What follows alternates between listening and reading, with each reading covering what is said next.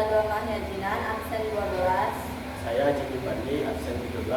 Saya Desita Kamila, absen 10. Saya Jabar Saya Saputra, absen 16. Saya Desirani, absen 1. Ingin mempresentasikan materi tentang algoritma dan pemrograman.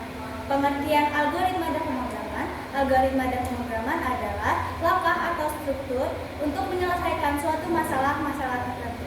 Cara penyajian algoritma ada dua. Yang pertama, basic kode, yaitu ringkasan tingkat tinggi atau kode yang hanya bisa dibaca oleh manusia. Yang kedua adalah flowchart, yaitu diagram arus yang mewakili algoritma langkah dalam bentuk diagram.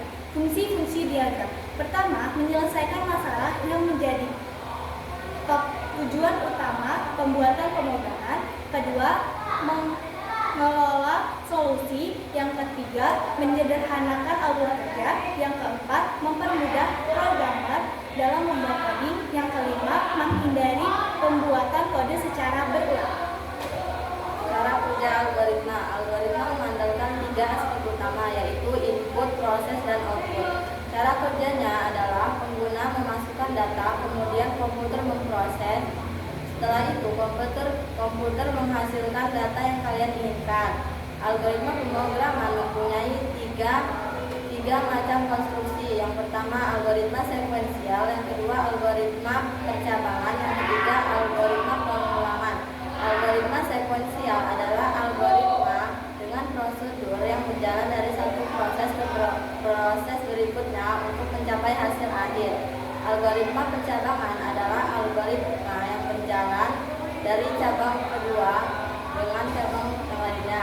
Algoritma yang ketiga adalah algoritma pengulangan. Algoritma pengulangan adalah algoritma yang berjalan dengan berulang-ulang hingga beberapa kali. Jenis algoritma. 1. Algoritma Broadcast. Algoritma Broadcast adalah algoritma yang mencoba semua kemungkinan untuk menyelesaikan masalah. 2. Algoritma Rekursif. Algoritma rekursif adalah algoritma yang menyelesaikan masalah dengan cara bertahap. Algoritma rekursif dibagi lagi menjadi 4, yaitu 1. Algoritma Divide and Conquer. Algoritma yang membagi masalah menjadi 2 bagian. Pertama, masalah itu sendiri. Kedua, penyelesaiannya. 2. Algoritma dinamis. Algoritma yang menggunakan teknik memoris, yaitu menyimpan hasil penyelesaian masalah ke memori. 3. Algoritma greedy. Algoritma yang tidak mempertimbangkan hasil penyelesaian sebelumnya. 4. Algoritma backtracking. Algoritma yang menyelesaikan masalah secara bertahap. Algoritma randomis memanfaatkan penggunaan memori yang muncul secara acak untuk menentukan apa yang ingin dilakukan selanjutnya.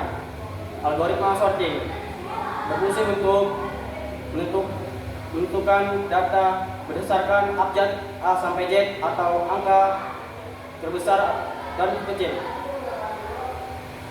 Algoritma sorting adalah algoritma digunakan untuk mencari sumber.